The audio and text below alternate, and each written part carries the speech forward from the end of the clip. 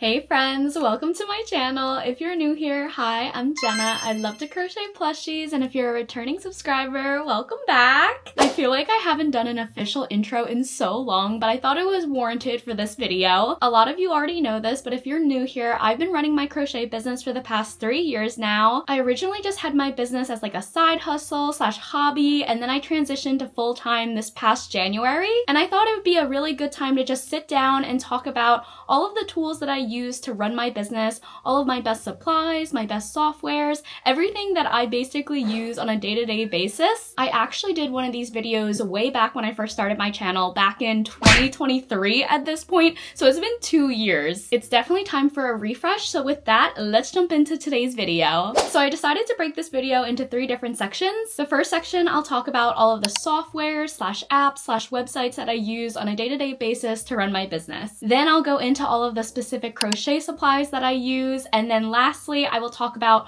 all of the specific equipment that I've bought to run my business. So starting out with the software / apps / websites, I feel like one of the most asked questions from you guys is what do I use to run my website? So I actually use a few different platforms. I first use Etsy. Etsy is my main selling platform, and that is the platform that I used when I first started out. I highly recommend Etsy for anyone who is a beginner. You don't really need to invest a lot in Etsy to get started. It's a really great place to kind of like test out if your small business can like make it and if there's like an interest for your products. I will say a major downside to Etsy are the outrageous selling fees. I definitely would say Etsy is not sustainable in the long run. I mean, this is coming from someone who has stayed on Etsy ever since the beginning of her business, aka me. I have not moved off Etsy yet, and I feel like I'm a little scared to move off Etsy because the traffic that I get from Etsy is so good. That's another major benefit to Etsy. You don't have to pour a lot of money into marketing because there's already a really good organic audience there,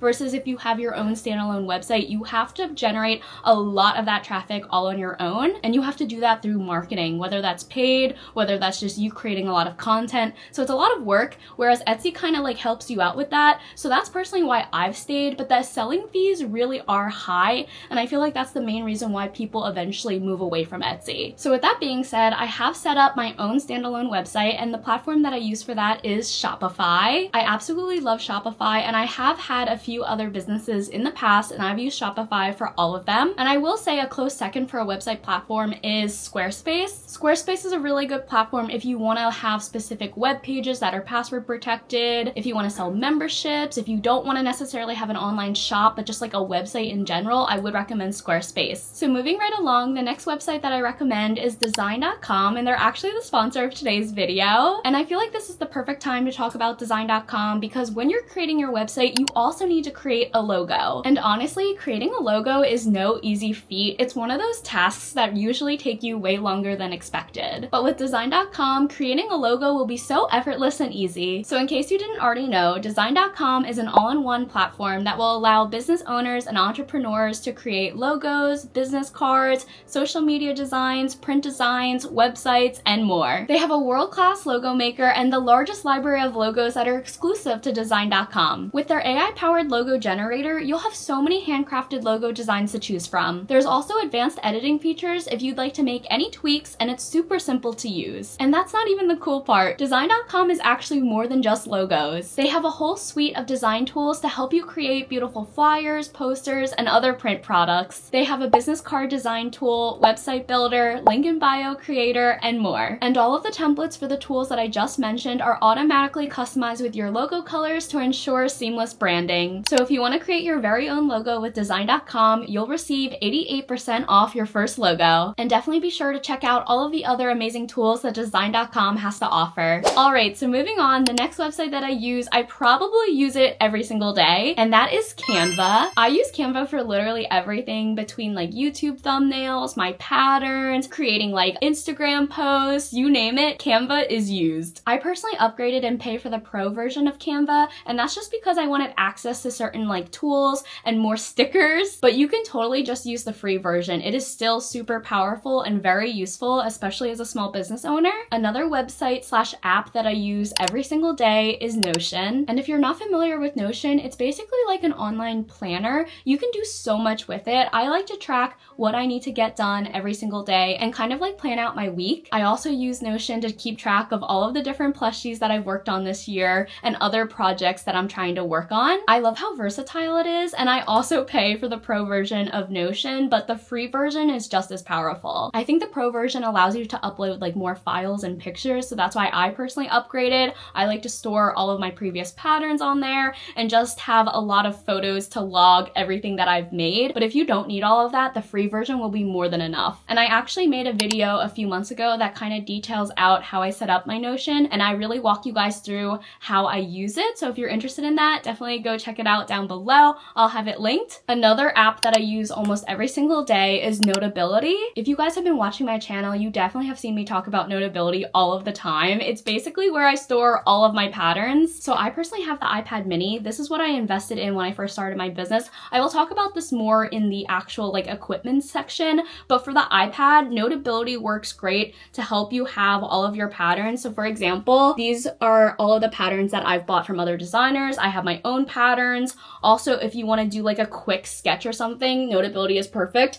For example, my really poorly drawn bunny snuggler. I was actually grandfathered into like the free version of Notability, but I think they've since come out with like a pay by month kind of system. But I would say it's definitely worth it because having all of the PDF files in one place and being able to draw on the PDF file, like that is so key, especially as a crocheter. I love crossing out rounds. I love making little notes to myself. So highly recommend Notability. Okay, so moving on, in terms of like tracking my finances and all of that good stuff, I use QuickBooks. I did set up a business bank account when I established my business as an LLC. So from there, when I signed up for QuickBooks, I was able to just sync my bank account, and that way QuickBooks will automatically analyze everything that I've spent, all of the money that comes into my account, my profit loss report, like all of that good stuff is automatically all generated in QuickBooks. That is another monthly subscription service that I pay for, but again, I would say it's totally worth it, especially if you're a small business owner as well. It's really helpful to have all of that stuff automated.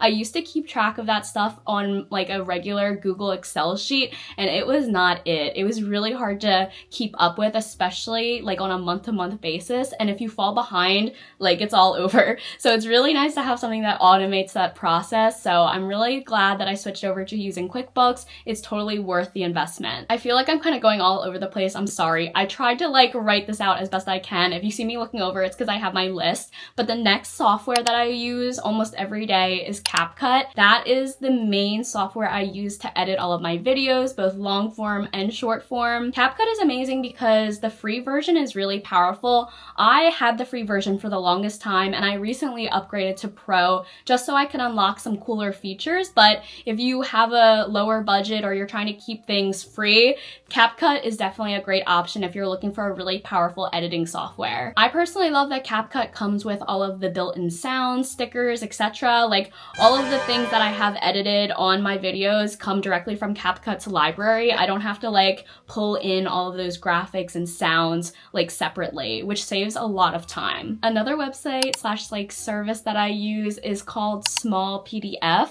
It's basically like a file compressor, and you know me, I'm always creating crochet patterns, and since I've like switched over to Canva to make my patterns prettier, I have noticed that the file size has significantly increased. So I need to compress that file so it's easier for people to download. So that is what I ultimately found with Small PDF. It's a great website. I do pay for the Pro version. Honestly, making this video has made me realize all of the subscription services that I have, but paying for the Pro version is worth it because with the free version, I think you can only compress one file a day, whereas I need to compress a lot of files multiple times a day. So I upgraded to the Pro version. But if you're looking for a really simple, good file compressor, I personally recommend Small PDF. In terms of my copy-free music that I use for all of my YouTube videos, some of my short form videos, I invested in Epidemic Sound. It is a website slash service that you can have a monthly subscription, and basically they have like a huge library of royalty-free,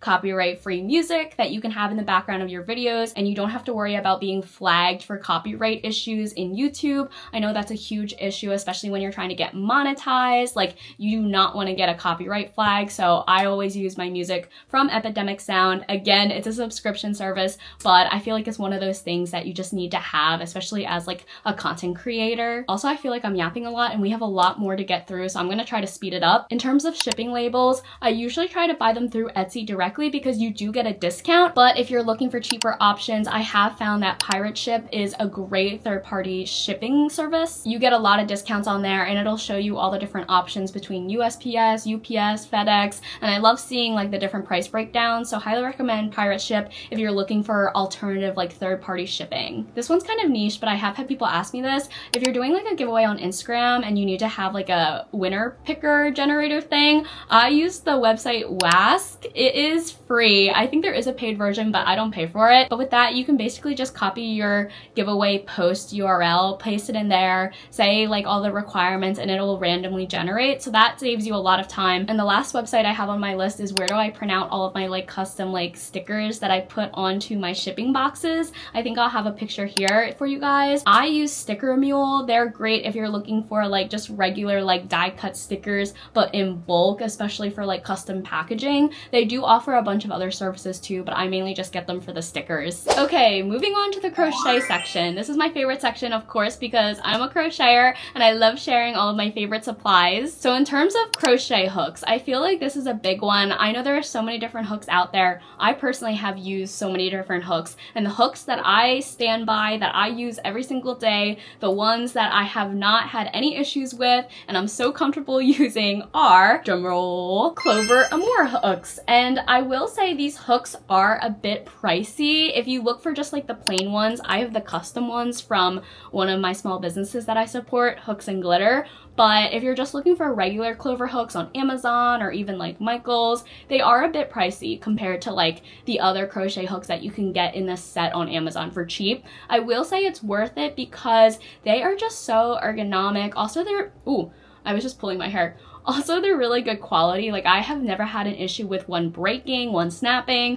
Like, I drop these hooks all the time. They are fine. Whereas some other hooks that I've tried, they're extremely fragile. Also, like, I don't know if it's the way I hold the hook, but I feel like some of those hooks that are more, quote, like ergonomic and like thicker in the base, they actually hurt my hands when I crochet. So this just might be a me thing, but I've never had an issue with Clover. So those are the hooks that I love and stand by. I will say my top sizes are 5mm. I use a lot of chenille / parfait chunky / like size 6 yarn, so I love pairing that with a 5mm hook. And then my second most used size would have to be the jumbo hook, and that is a 9mm. I use this for all of my jumbo projects. I use this specifically for like size 7, Parfait XL, Sweet Snuggles, like the thicker yarns. I have no problem with the 9mm. Sometimes people say it might be too loose, so I guess it does kind of depend on your tension, but 9mm and 5mm are my top 2 hook sizes, and I probably have like 5 different hooks of these sizes just because I like having multiple varieties of them. Like, this is my Christmas one, super cute. But yes, Clover all of the way. Okay, next let's talk about eyes. For the longest time, I used sinker eyes, which are basically just like your regular plain black plastic eye like this. I always tended to use a 12mm eye specifically for projects that are like regular in size, but then I discovered the world of sinker eyes, but I'll go into that a little later. But in terms of safety eyes specifically, my top sizes are 12mm for regular plushies, 6mm for mini plushies, and then I like using 18mm for like the loaf cat / like slightly larger plushies but not too jumbo. And then lastly, for my jumbo projects, I usually use like a 24mm, 25mm eye. And I personally get all of my safety eyes off of Amazon in bulk, specifically from like the seller U pins. I'll have everything linked down below on my storefront, but I have never had an issue with that seller specifically. I know in the past I've had some like quality control issues, but ever since I switched to the U-Pin seller, I have not had any issues. So highly recommend them if you're looking for a good safety eye seller on Amazon specifically. crochet. And then in terms of sinker eyes, I know a lot of people get sinker eyes off of like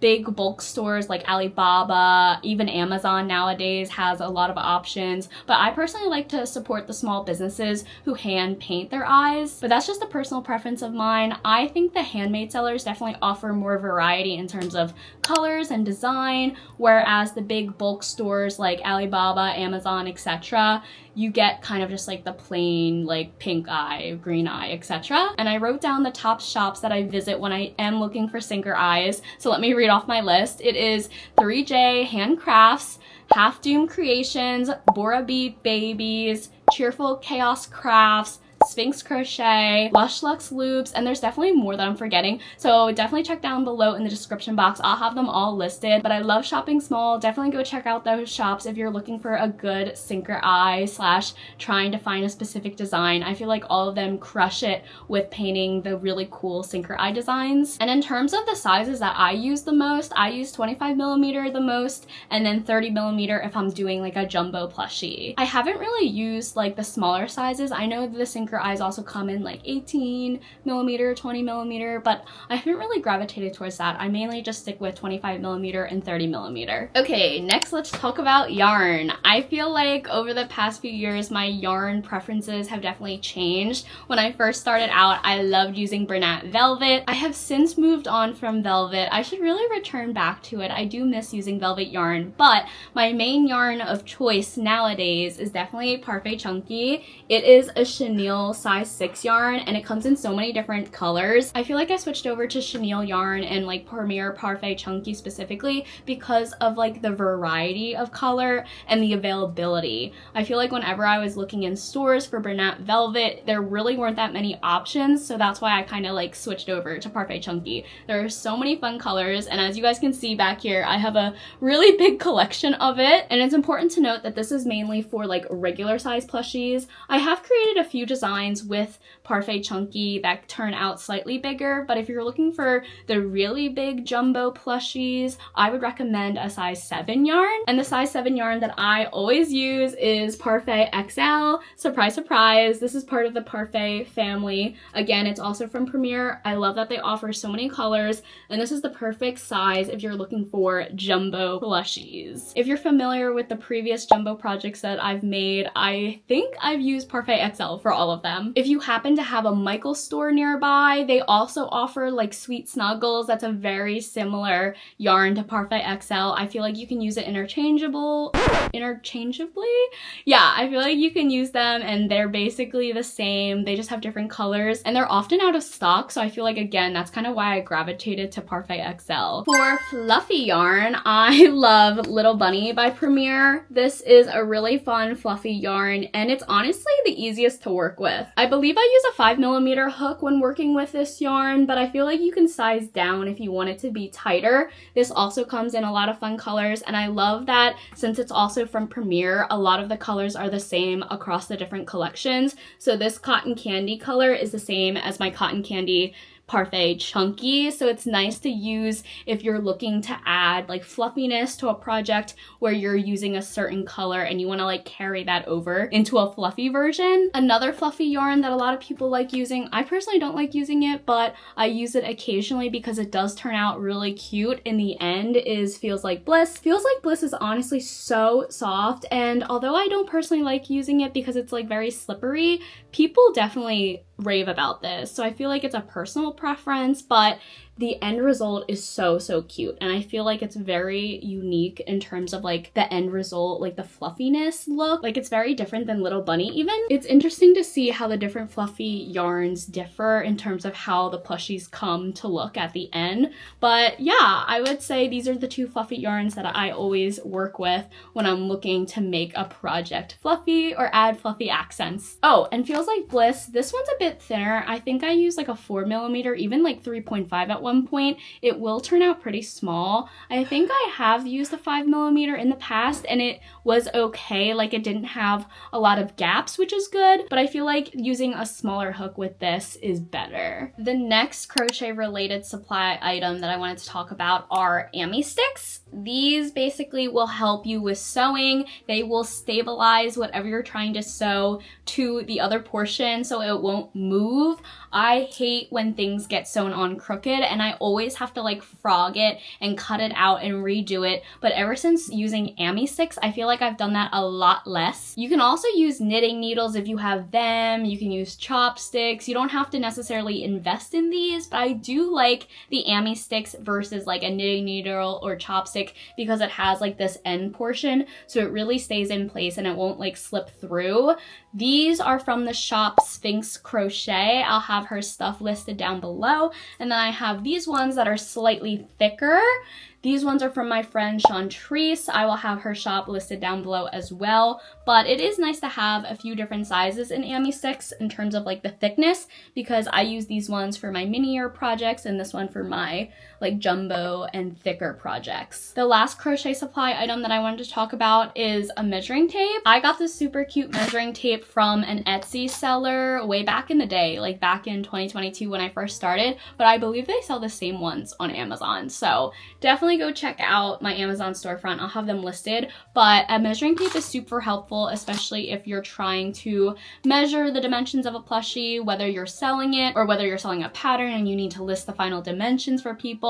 I feel like I'm always using this measuring tape like on a daily basis. So I would definitely consider it one of my staple items in terms of crocheting. All right, and moving into the last section, which is the equipment section. The first thing that I wanted to talk about is my camera. Originally, I used this camera, the Canon EOS M200, and she honestly was a great camera.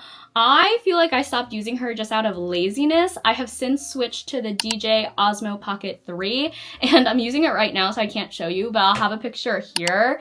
This camera was definitely an investment. She was a bit pricey, but I will say she is so worth it. I feel like out of all of the things that I invested in, the DJI Osmo Pocket 3 is up there in the top spot because having her as a camera truly changed my filming experience. With the DJI Osmo Pocket 3, you can easily switch it to swivel between like selfie mode and like in front of you filming versus outward filming, and I love that because it just makes things so much easier. You can also switch from horizontal to vertical. So if you want to film like TikToks or shorts or reels, you can switch it to vertical mode. When I want to film YouTube videos, I'll keep it horizontal. So that's also super, super nice. And I feel like just overall the quality is so much better. I don't know if it's better necessarily than my Canon, but it's way better if you're shooting on like an iPhone. And I will say I shoot a lot of my like short form content on my iPhone just out of laziness. But if I really want a video to be really good quality, I will film on the Osmo Pocket 3. But back to the Canon, I will say this camera is great for beginners. My mom actually got this for me as like a graduation gift, and I used it so much in the beginning of my YouTube channel. I really, really loved using it. I feel like I need to start incorporating it back into my videos because it really is a great quality camera, and having multiple cameras helps with offering like different like angles for filming. So maybe that's something I can incorporate later on. But yeah, I will say investing in a good camera is key. I won't say it's key in the very beginning because when I first started my YouTube channel, I honestly just filmed with an iPhone and it was fine. But if you are looking to reinvest back into your business, improve your channel over time, I will say investing in a good camera is one of those important steps to take. And this kind of segues into the next item, which is a tripod. I feel like tripods will vary person to person in terms of like what you're using to film and what you actually need to have on a tripod. For example, for this camera, I bought this tripod separately. It is this brand, and I'll have it linked down below. I think this is pretty universal in terms of like it will screw into anything that has like a little hole in the bottom, but I definitely used this tripod a lot back in the day when I filmed using this camera. It's like a little short tripod, so you can just prop it up on your desk and have it really easily set up to show you at like a little small angle, if that makes sense. The DJI Osmo Pocket 3, I also invested in a tripod. It screws in on the very bottom and it's very helpful for filming just like this on a desk, or if I want to prop it up, I'll prop it up on top of like a shelf and it'll film down. Another thing that I invested in for the DJI Osmo Pocket 3 is a magnetic backing, and it's like a magnetic tripod, so I'm able to just put this camera up on anything metal and it will go ahead and stick to it, and that makes it really easy to film cooler angles like aerial shots, etc. So that's another cool tripod that I recommend if you're also a DJI Osmo Pocket 3 user. And one last tripod that I recommend is something that will work for your phone. I got this tripod off of Amazon, and what I love about it is that it's MagSafe. So basically this tripod will allow my phone to attach to it really easily with the magnet because it's MagSafe, and I feel like even if you don't have a MagSafe phone case, it comes with a little magnet that you can attach to your phone case, so anything can turn into a MagSafe. But then basically it just works like that, and I love it for the convenience. I hate connecting and unconnecting cameras to the tripod. I feel like this camera, I keep it screwed into this tripod because I'm just too lazy to take it off. I like hate doing that. So with my iPhone, I wanted to find a tripod that was super easy, and the MagSafe one was the easiest one in my opinion. And this tripod is cool because you can have it floor length and you can keep extending it, or if you want it to be on your desk, you can just close it up and it can also work as a very small mini tripod. The next piece of equipment I want to talk about is my iPad mini. A lot of you guys asked me what kind of iPad this is. This is the iPad mini 2nd gen. I got this way back in 2022, but I decided to spend the money and invest in this iPad because I knew I would be dealing with a lot of PDF files. I knew I would be crocheting on the go. So having something small honestly was very appealing to me versus like getting the bigger iPad, and I do not regret it. This is another top purchase of mine, top investment, where I'm like, I am so glad I got this. Highly recommend investing in an iPad or a tablet of some sorts that will allow you to upload files, it'll allow you to write on it, it will allow you to take your crochet patterns on the go if you don't want to print them out. This is a really great way to have everything all in one. And I got the case off of Amazon, I got the iPad itself from the Apple Store, and yeah, I'll have my case linked down below. Another piece of equipment that I think is such a great investment that everyone should invest in, especially if you're a small business owner, is a thermal label printer. She is chilling down there. I will link the specific one that I have in my Amazon storefront down below. And honestly, I don't even think I paid that much money for her. I know when I was trying to get her, I was kind of on the fence about it. I'm like, should I invest in this printer? Will I actually use it? And 100%, I use it all the time. It makes it so much easier to pack orders with having the labels printed out on sticky paper already. You don't have to cut the label, tape the label. Also, I love that it's thermal, so you do not need to buy ink for it, and it has saved me a lot of time, a lot of money, a lot of energy. So that is something that I wish I invested in at the beginning of my business. I didn't get this until a year in, and to this day I still regret it. I'm like, wow, I can't believe I was cutting out labels, taping labels like manually for a whole year. And I feel like nowadays you can get really good deals on them. I feel like I've seen this same model on sale for like 60 bucks. So if you have it within your budget, or even within like your startup budget, I highly recommend getting a thermal label printer. I put this under equipment, but the next thing I wanted to talk about are my boxes. I originally used like what is it called? I'm drawing a blank. I want to say polyfill, but no, polyfill is the stuffing. These bags, I'll have it on screen what these are called, but I originally started my business and used these to ship the plushies, and I did this mainly for a cost saving thing because getting 100 little baggies was way cheaper than getting boxes. And in the beginning, I feel like it was fine, but over time, I wanted the quality of my shipping to improve. I feel like the plushies got really beat up in these bags, so then I eventually moved and upgraded to boxes. I will say I got these off of Amazon and they are really cheap in bulk. I'll have them listed down below. And then for the boxes, I also get these off of Amazon. I feel like there's other stores that you can buy from in bulk that make it cheaper, but I just stick to Amazon because it just has been working for me. But these are the 3 top sizes I use. This bottom one, this is great for for regular size plushies, quote like regular, so not too big, not too small. This is a 10 by 8 by 5. The next size that I use frequently is the 6 by 6 by 6 box. This is good for like mini plushies. If people buy multiple mini plushies, I always put them in here. It's also good for loaf cats. Back in the day when I was making loaf cats, this is perfect for them. And the last size is this little small mini box. This is for real miniature ones like keychains. If people just buy one mini thing, I always stick it in here. And this is a 6 by 4 by 3. I love that I have these sizes memorized. I'm so used to entering them into like the label printer, so I know exactly what this is. But yeah, these are my top sizes. I also have one more big box that I use for my jumbo plushies. I don't have it out now, but that is a 12 by 10 by 8 box, and I also get that off of Amazon. I'll have all of these linked down below on my storefront. Something else that I've recently upgraded in terms of my like shipping is getting these little plastic baggies.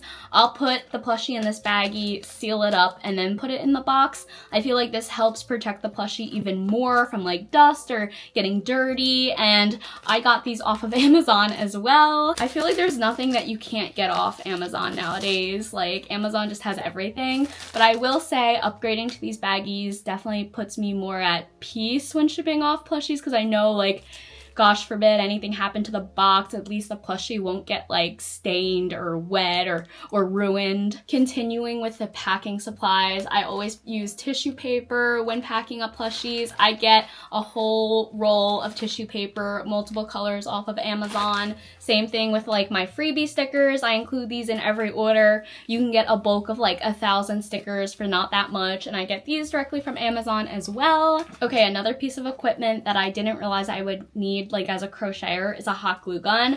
I feel like if you use felt, hot gluing felt onto your plushie is really helpful and effective to keep it really stuck on there. I've used hot glue for googly eyes before with my pet rocks. What else? Even like the back of sinker eyes or safety eyes, just as an extra layer of protection. Adding the hot glue can never go wrong, so I do recommend having a hot glue gun. This one I got from Amazon as well. It's a little guy. He works fine though. And along those same lines, I also invested in a sinker eye jig. This basically will allow me to attach sinker eyes way easier. I feel like if you've ever used sinker eyes before, they're really hard to get in, and this tool is the only tool I've used that has worked 100%. It doesn't take much effort or strength at all. It basically just works as a clamp, and you just keep pressing it, and this will squeeze the eye shut, and it's really easy to use. I definitely struggled with inserting sinker eyes for the longest time before this jig, and this one's from Lush Luxe Loops. She sells it directly on her shop, so I'll have it linked down below, but this is the only jig that has worked for me. And I feel like the last piece of equipment that I use literally every single day that I have also invested in is my MacBook Pro. Let me show you her. I recently upgraded to the MacBook Pro 16-inch. She is a pretty big girl. I used to have the MacBook Pro 13-inch, and having the bigger screen has been so much more helpful, especially as someone who edits a lot of videos, works on Canva a lot, is constantly on the computer. Like having the bigger screen has helped so much. I was between getting this and like the iMac, the desktop version that like all of the small business girlies have, and ultimately I got this because I love taking my work on the go. I love being able to work in my office, but then if I need to go into the living room, go into a coffee shop, I can just bring everything with me. Whereas the iMac, it's stationary. You can only work on it wherever it is physically located. So that is ultimately why I decided to go the MacBook Pro route versus the iMac desktop, and I will say I am very happy with that decision. This was really pricey, but I will say it is a big investment that I made back into my business, and I feel like it definitely has paid for itself in terms of just like having me be more efficient, having a faster processor, having more tabs open. It's just like the little things that add up that really make your whole like business running experience way smoother. And I feel like if I had my old computer, there would be a lot lot more lag, so I've been able to eliminate that by having this better computer. But okay, I know that was a lot of yapping, but I feel like it was really important to sit down and make this video for you guys because I get so many questions from you. I know so many of you are also trying to start your small business, grow your small business, and really just like get into that small business mindset. So hopefully this video was helpful. I hope you guys enjoyed watching, and if you have any other questions in terms of what supplies I use, what websites, software, apps, etc., I'm always happy to answer the questions down below. I feel like it's super important to keep doing these videos every so often because a lot does change, and as a small business owner, you're constantly evolving, you're constantly finding better things, better supplies, better software. So hopefully in maybe a year or two I will do another refresh of this video, but until then I hope you guys have a great rest of your day. Thank you so much for watching. I'll catch you in my next one. Bye!